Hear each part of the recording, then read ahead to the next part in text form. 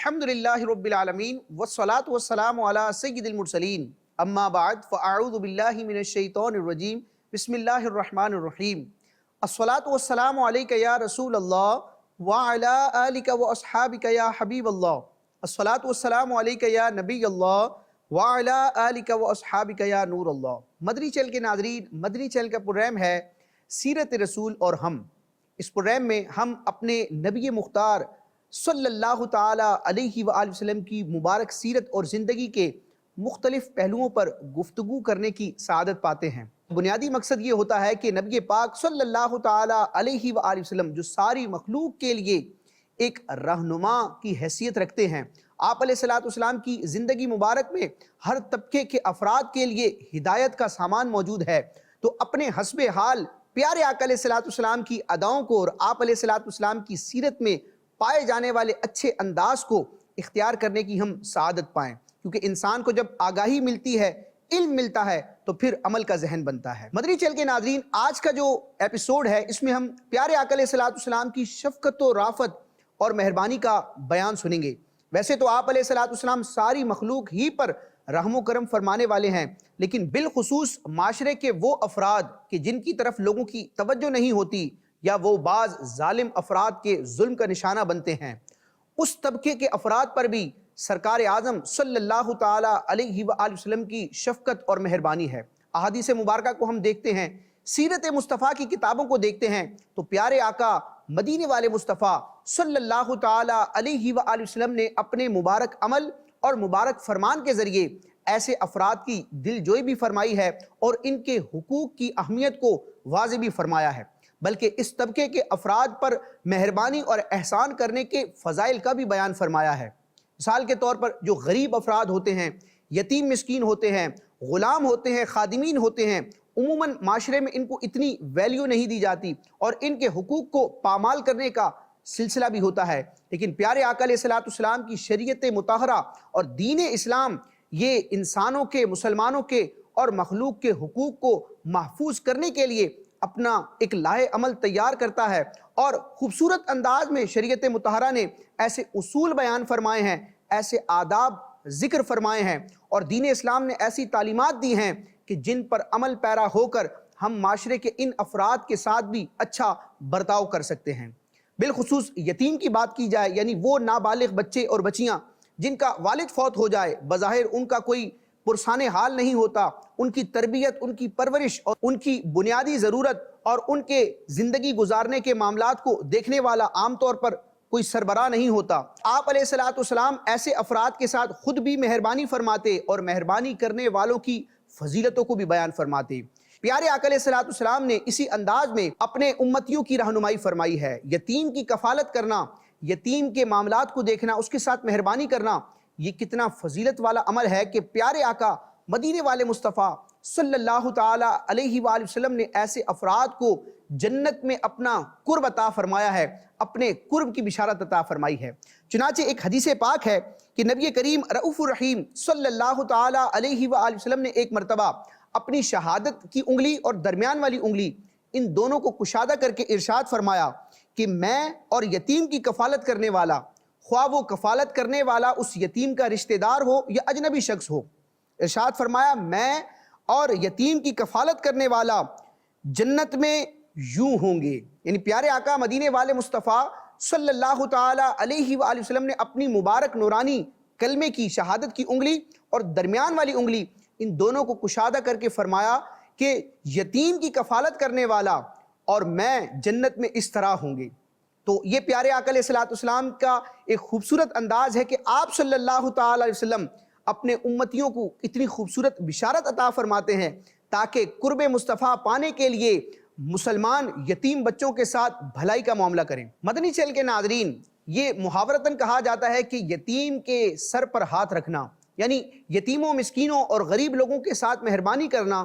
اس کو بیان کرنے کے لیے محاورتاً یہ کہا جاتا ہے کہ فلاں نے ایک یتیم بچے کے سر پر ہاتھ رکھا۔ مدنی چینل کے ناظرین، پیارے آقا علیہ السلام نے اس کی بھی فضیلت بیان فرمائی ہے کہ ایک یتیم مسکین بچے پر رحم کرنا اور پیار محبت سے اس کے سر پر ہاتھ رکھنا، یہ بھی بندہ مومن کے لیے اجر و ثواب کا باعث ہے۔ کتنی شاندار فضیلت ہے۔ چنانچہ ایک حدیث پاک میں نبی مختار صلی اللہ تعالیٰ علیہ وآلہ وسلم ارشاد فرماتے ہیں کہ جو شخص محض رضائے خدا کے لیے یعنی صرف اللہ تعالیٰ کی رضا چاہنے کے لیے کسی یتیم کے سر پر ہاتھ پھیرتا ہے تو اس کے لیے ہر بال کے مقابلے میں جس پر اس کا ہاتھ پھرتا ہے نیکیاں ہیں۔ مدنی چینل کے ناظرین ذرا اندازہ کیجئے انسان کے سر پر کتنے بال ہوتے ہیں،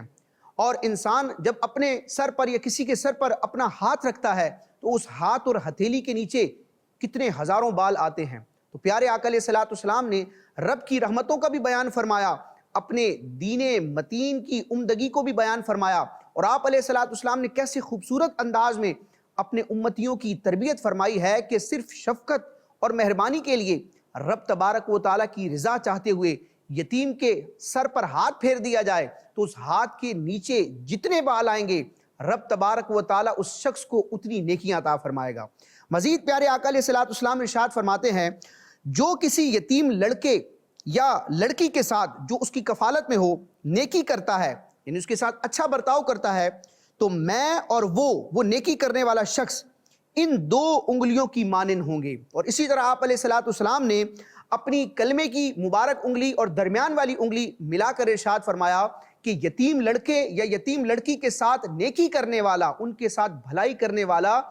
اس طرح ہوں گے۔ تو اللہ تبارک و تعالی ہمیں پیارے آقا علیہ الصلوۃ والسلام کا قرب پانے کی توفیق عطا فرمائے۔ مدنی چینل کے ناظرین بعض اوقات گناہوں کی وجہ سے انسان کا دل سخت ہو جاتا ہے اور ہدایت کی بات اس پر اثر نہیں کرتی۔ پیارے آقا علیہ الصلوۃ والسلام کی تعلیمات میں کئی ایسے اعمال کا بیان کیا گیا ہے جن پر عمل کر کے انسان اپنے دل کی سختی کو دور کر سکتا ہے۔ مثال کے طور پر اللہ تبارک و تعالیٰ کا ذکر کرنا، قرآن مجید کی تلاوت کرنا،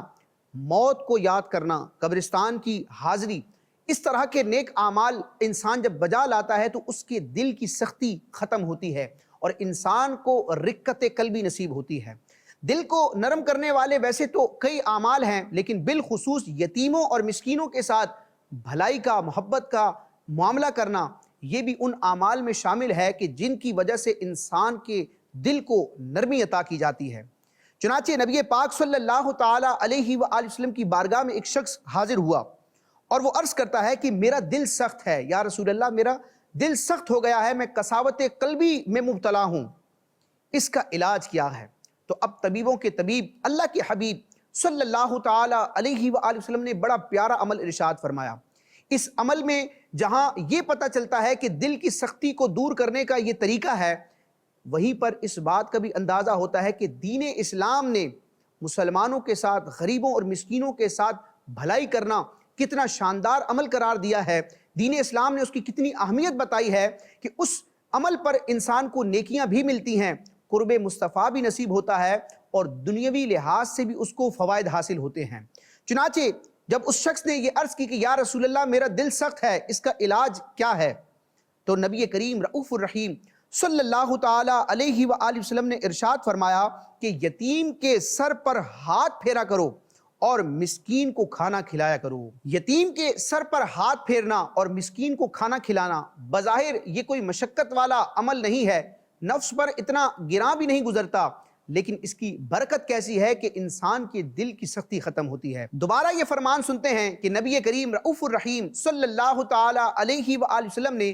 دل کی سختی کا علاج بیان کرتے ہوئے ارشاد فرمایا کہ یتیم کے سر پر ہاتھ پھیرا کرو اور مسکین کو کھانا کھلایا کرو۔ اس حدیث پاک کی تشریح کرتے ہوئے حکیم الامت مفتی احمد یار خان نعیمی رحمۃ اللہ تعالیٰ علیہ بڑی خوبصورت گفتگو فرماتے ہیں۔ چنانچہ مرآت المناجی میں اس حدیث پاک کے تحت مفتی احمد یار خان نعیمی رحمۃ اللہ تعالیٰ علیہ فرماتے ہیں سبحان اللہ، عجیب علاج ہے، یتیموں مسکینوں پر مہربانی اللہ تعالیٰ کی رحمت کا ذریعہ ہے۔ یعنی یتیموں اور مسکینوں پر مہربانی کرنا گویا کہ رب تبارک و تعالیٰ کی رحمت کو ابھارنے والا عمل ہے، بندے کی طرف رب تبارک و تعالیٰ کی رحمت کو متوجہ کرنے والا عمل ہے، اور اللہ کی رحمت سے دل نرم ہوتا ہے۔ پھر ارشاد فرماتے ہیں مفتی صاحب، نرمی قلب یعنی دل کی نرمی اللہ تعالیٰ کی بڑی رحمت ہے، علاج بالضد ہوتا ہے۔ اب مفتی صاحب بڑی لاجیکل بات ذکر کرتے ہیں کہ کسی بھی بیماری کا جب علاج ہوتا ہے تو وہ علاج کسی ضد کے ساتھ ہوتا ہے۔ فرماتے علاج بالضد ہوتا ہے، تکبر کا علاج تواضع سے، یعنی اگر خدا نہ خواستہ کسی کے مزاج میں تکبر ہے تو اس تکبر کو ختم کرنے کے لیے اسے تکلف کرتے ہوئے عاجزی اور انکساری کو اپنانا پڑے گا۔ یہ عاجزی اور انکساری تکبر کا خاتمہ کرتی ہے، کیونکہ یہ تکبر کی ضد ہے۔ اسی طرح بخل کا علاج سخاوت سے ہوتا ہے،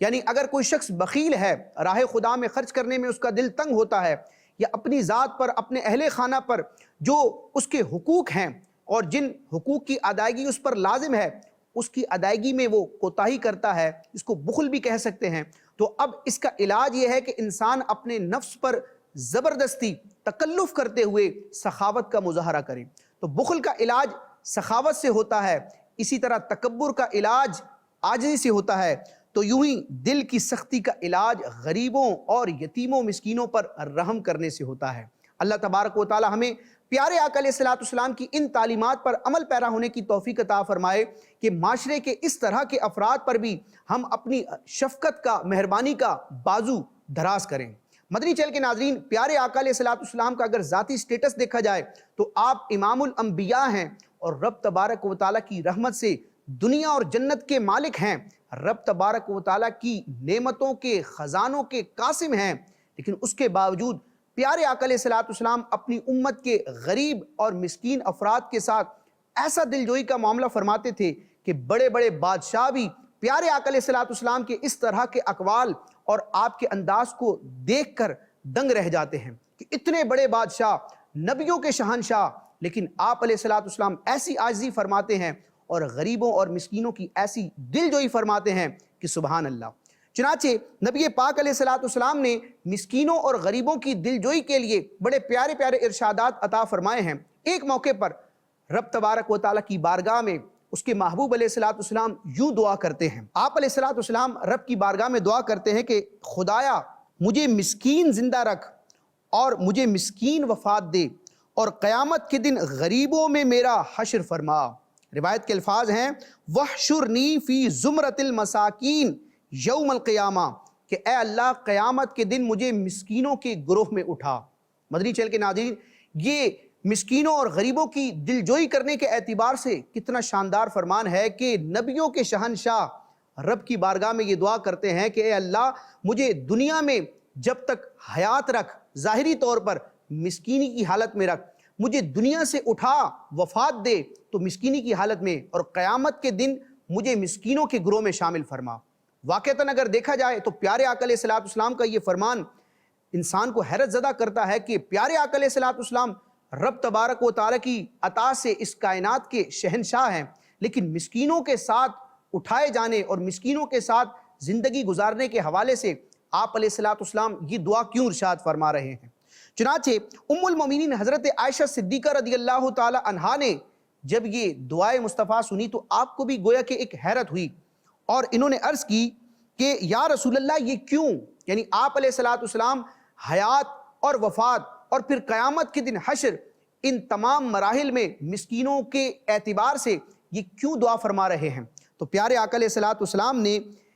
مسکینوں اور غریبوں کی فضیلت بیان کرتے ہوئے ارشاد فرمایا کہ اے عائشہ یہ دولت مندوں سے 40 سال پہلے جنت میں جائیں گے۔ رب تبارک و تعالیٰ کی جناب سے یہ غریبوں اور مسکینوں پر فضل ہے کہ قیامت کے دن مالدار افراد تو کھڑے رہیں گے حساب کے لیے، لیکن غریب، مسکین اور نادار لوگ 40 سال پہلے جنت میں چلے جائیں گے۔ پھر آپ علیہ السلام نے ام المومنین حضرت عائشہ صدیقہ رضی اللہ تعالی عنہا سے مزید ارشاد فرمایا کہ اے عائشہ کسی مسکین کو اپنے دروازے سے نامراد نہ پھیرنا، یعنی اگر کوئی مسکین دروازے پر مانگنے آیا ہے تو اس کو خالی ہاتھ نہ لوٹانا،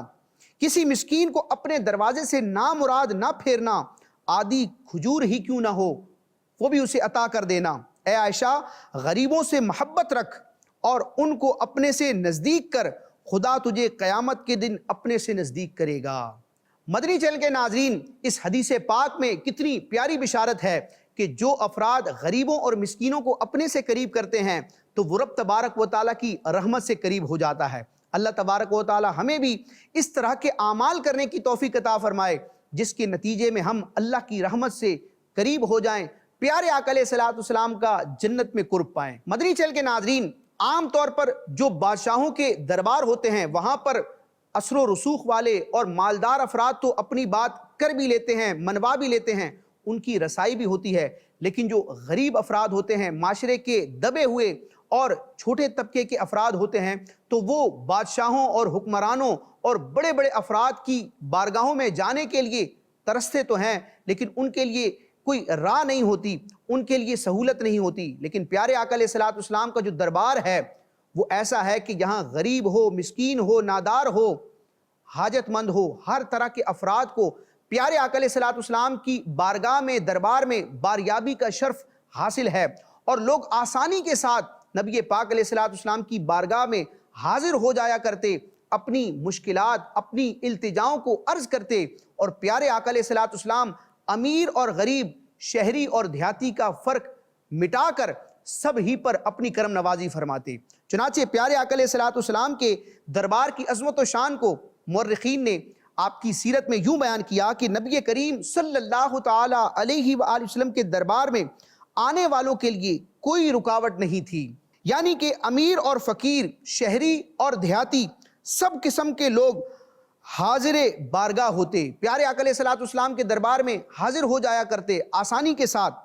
اور اپنے اپنے لہجوں میں سوالات و جوابات کرتے۔ کوئی شخص اگر بولتا تو خواہ وہ کتنا ہی غریب و مسکین کیوں نہ ہو، مگر دوسرا شخص اگرچہ وہ کتنا ہی بڑا امیر کیوں نہ ہو، وہ اس کی بات کاٹ کر نہیں بول سکتا تھا۔ یعنی عموماً دنیاوی بادشاہوں اور حاکموں کے دربار میں جب کوئی غریب شخص بولنے کی کوشش کرتا ہے تو اس کی آواز کو دبا دیا جاتا ہے، لیکن قربان جائیں پیارے آقا علیہ الصلوۃ والسلام کی شان کریمی پر کہ آپ علیہ الصلوۃ والسلام کی بارگاہ میں، آپ کے دربار میں کوئی غریب شخص، کوئی نادار شخص اپنی فریاد عرض کرتا تو اس کے مقابلے میں اگر کوئی امیر، مالدار اور صاحب ثروت بھی موجود ہوتا تو وہ اس غریب شخص کی بات کو نہ کاٹ سکتا، کیونکہ آپ علیہ الصلوۃ والسلام نے اپنا دربار غریب، مسکین، امیر، شہری، دیہاتی سب کے لیے گویا کہ کھول رکھا ہے، اور سب کو ہی اپنی شفقتوں اور رحمتوں سے نوازا ہے۔ اللہ تبارک و تعالی ہمیں بھی یہ تمام تر فرق مٹا کر اللہ تعالیٰ کی مخلوق کے ساتھ شفقت اور مہربانی کرنے کا جذبہ عطا فرمائے۔ مدنی چینل کے ناظرین، پیارے آقا علیہ الصلوۃ والسلام کا ایک خوبصورت انداز جو ہمارے لیے بھی مشعل راہ ہے کہ بعض اوقات انسان جب بڑے اسٹیٹس پر آتا ہے تو اپنے ہم پلہ اور ہم مرتبہ افراد کے ساتھ تو تعلقات رکھتا ہے، لیکن اگر کوئی غریب شخص اس کو دعوت دیتا ہے یا کوئی کام کہتا ہے یا اس کی طرف متوجہ ہونا چاہتا ہے تو عموماً ایسا ہوتا ہے کہ بڑے منصب پر پہنچ کر چھوٹے افراد کو، چھوٹے طبقے کے افراد کو لفٹ نہیں کروائی جاتی، ان کی طرف توجہ نہیں دی جاتی اور ان کی دعوت وغیرہ کو قبول نہیں کیا جاتا۔ لیکن پیارے آقا علیہ الصلوۃ والسلام کی عظمت و شان کے قربان کہ نبیوں کے سالار ہیں، لیکن اگر آپ کی امت میں آپ کا کوئی غریب، مسکین، غلام، کوئی خادم آپ کو دعوت دیتا ہے تو آپ علیہ الصلوۃ والسلام غریبوں کی، مسکینوں کی، غلاموں کی بھی دلجوئی کرنے کے لیے ان کی دعوت کو قبول فرماتے ہیں۔ چنانچہ پیارے آقا علیہ الصلوۃ والسلام کی سیرت میں اس بات کو ذکر کیا گیا کہ کنیز، غلام اور مسکین سب ہی کی دعوت کو آپ علیہ الصلوۃ والسلام قبول فرمایا کرتے تھے، اور مدینے کے انتہائی حصے میں رہنے والے مریضوں کی بیمار پرسی یعنی ان کی عیادت کرنے کے لیے تشریف لے جایا کرتے تھے۔ تو یہ پیارے آقا علیہ الصلوۃ والسلام کا مبارک انداز تھا کہ آپ کا کوئی امتی بیمار ہے، اگرچہ مدینہ شہر کے بالکل اینڈ پر اس کا گھر موجود ہے، لیکن پیارے آقا علیہ الصلوۃ والسلام اس کی دلجوئی کرنے کے لیے، اپنی دعاؤں سے اسے نوازنے کے لیے حسن اخلاق کا، مہربانی کا، شفقت و رحمت کا اظہار کرتے ہوئے وہاں تشریف لے جاتے ہیں۔ تو اللہ تبارک و تعالی ہمیں بھی مسلمانوں کا خیال رکھنے کی توفیق عطا فرمائے۔ اگر ہمارا کوئی پڑوسی، ہمارا کوئی رشتہ دار یا جسے ہم جانتے ہیں اور وہ ہے غریب، مسکین ہے، نادار ہے اور وہ مشکل میں ہے، بیماری کی حالت میں ہے، تو اللہ تبارک و تعالی اپنی رضا کے لیے، ثواب کمانے کے لیے اور پیارے آقا علیہ الصلوۃ والسلام کی اس سنت کو، اس ادا کو ادا کرنے کے لیے ہمیں بھی عیادت کرنے کی توفیق عطا فرمائے۔ مدنی چینل کے ناظرین، یتیموں، مسکینوں اور غریبوں کے ساتھ ساتھ وہ افراد جو خدمت گزار ہوتے ہیں، جن کو خادمین کہا جاتا ہے، پیارے آقا علیہ الصلوۃ والسلام نے ان کے ساتھ بھی شفقت اور مہربانی کرنے کا درس دیا ہے۔ خادمین سے عموماً کام کرتے ہوئے غلطی ہو جاتی ہے اور انسان کو غصہ بھی آتا ہے، اور بعض اوقات ان کو جھاڑ دیا جاتا ہے، ان کو سزا دی جاتی ہے، اور بعض تو ایسے بھی ہوتے ہیں جو اپنے خادمین پر ظلم و ستم کرتے ہیں۔ تو تو پیارے آقا علیہ الصلوۃ والسلام نے جہاں دیگر افراد کے حقوق بیان فرمائے ہیں اور دیگر افراد کے ساتھ مہربانی کرنے کا درس دیا ہے، وہیں پر خادمین کے ساتھ بھی شفقت کا برتاؤ کرنے کا حکم ارشاد فرمایا ہے۔ چنانچہ حضرت سیدنا عبداللہ بن عمر رضی اللہ تعالی عنہما سے روایت ہے کہ ایک شخص نے رسول اللہ صلی اللہ تعالی علیہ وآلہ وسلم سے دریافت کیا، یا رسول اللہ، ہم خادم کو کتنی مرتبہ معاف کریں، کتنی بار معاف کریں؟ یعنی انسان سے تو غلطی ہوتی ہے، اب ہمارا خادم ہماری خدمت کر رہا ہے، کوئی کام کر رہا ہے، اس سے مسٹیک ہوتی ہے، تو ایک دفعہ، دو دفعہ، تین دفعہ، کتنی مرتبہ اس کو معاف کرنا ہے؟ تو پیارے آقا علیہ الصلوۃ والسلام اس سوال کو سن کر خاموش رہے۔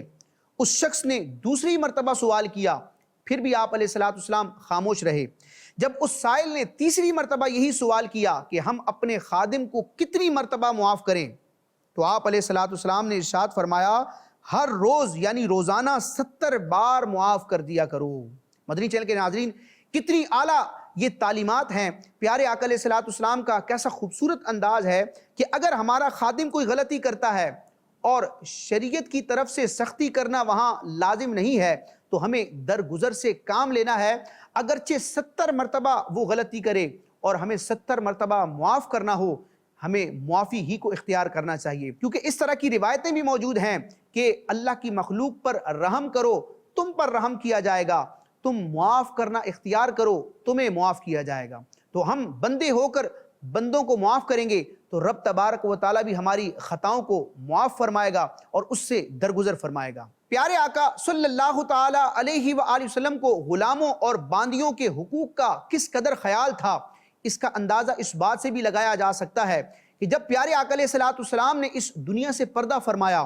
تو وقت وصال آپ علیہ الصلوۃ والسلام نے ایک وصیت ارشاد فرمائی، اور اس وصیت میں 2 چیزوں کا ذکر ہے، اور اس وصیت کے ذریعے ان 2 چیزوں کی اہمیت کا بھی اندازہ ہوتا ہے۔ ایک چیز کا تعلق حقوق اللہ سے ہے اور دوسری چیز کا تعلق حقوق العباد سے ہے۔ چنانچہ نبی کریم رؤوف الرحیم صلی اللہ تعالی علیہ وسلم کی سیرت مبارکہ میں اس چیز کو ذکر کیا گیا کہ جب وفات شریف کا وقت عین قریب آ گیا تو نبی پاک علیہ الصلوۃ والسلام نے یوں وصیت فرمائی، الصلاۃ وما ملکت ایمانکم، یعنی نماز اور غلام۔ گویا کہ پیارے آقا علیہ الصلوۃ والسلام نے یہ ارشاد فرمایا کہ نماز کا بھی اہتمام کرو، نماز کے حقوق کا بھی خیال کرو اور غلاموں کے ساتھ بھی نیک برتاؤ کرو۔ مدنی چینل کے ناظرین، یہ پیارے آقا علیہ الصلوۃ والسلام کی تعلیمات ہیں۔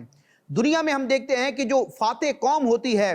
وہ شکست خوردہ قوم کے افراد کو اپنا غلام بناتی ہے، پھر یہ غلامی کا سلسلہ نسل در نسل چلتا ہے اور یہ دنیا کا ایک عالمگیر مسئلہ تھا۔ لیکن پیارے آقا علیہ الصلوۃ والسلام نے ایسے احکامات ارشاد فرمائے، ایسا انداز اختیار فرمایا کہ آپ علیہ الصلوۃ والسلام کی تعلیمات کے نتیجے میں اس دنیا سے غلامی کا سلسلہ ختم ہوا، کیونکہ آپ علیہ الصلوۃ والسلام نے غلاموں کو آزاد کرنے کے فضائل و مناقب کا بیان فرمایا، خود بھی غلام آزاد فرمائے اور اپنے امتیوں کو بھی اس کی ترغیب ارشاد فرمائی۔ شریعت کے ہم احکامات دیکھتے ہیں، کئی طرح کے کفارے ہیں جن میں غلام آزاد کرنے کا حکم دیا گیا ہے۔